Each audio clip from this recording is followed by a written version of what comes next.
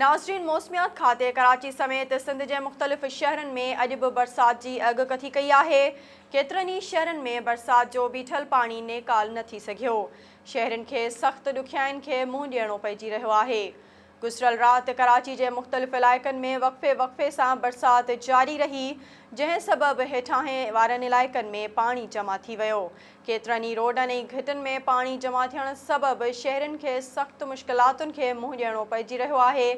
कराची में गुज़िरियल ॾींहुं बरसात सबबि चौपायो माल जी पिड़ी में गंदो पाणी जमा थी वियो, जंहिं करे ख़रीदारनि ऐं वापारियुनि लाइ जानवरनि जी सार संभाल करणु मुश्किल थी वियो आहे।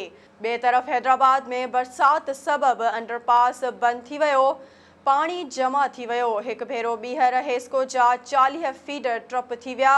बिजली न हुजण सबबि वासा पाणी नेकाल जे मसइलनि खे मुंहुं ॾेई रहियो आहे। ठुल में रोडनि रस्तनि ते बरसाती पाणी तलाउ जी सूरत इख़्तियार करे वरिती। शहर जे मुख़्तलिफ़ रोडनि ऐं चौंकनि, हाई स्कूल रोड, अमरोटी चौक, जोंगल मोड़ ऐं रियाज़ चौक समेत ॿियनि रोडनि ते बरसाती पाणी बीठल आहे। शहरनि मुतालबो कयो आहे त बरसाती पाणी खे नेकाल करायो वञे। मोरो में बरसात खां पोइ हर तरफ़ पाणी नज़र अची रहियो आहे। रोड रस्ता पाणी हेठि अची विया आहिनि।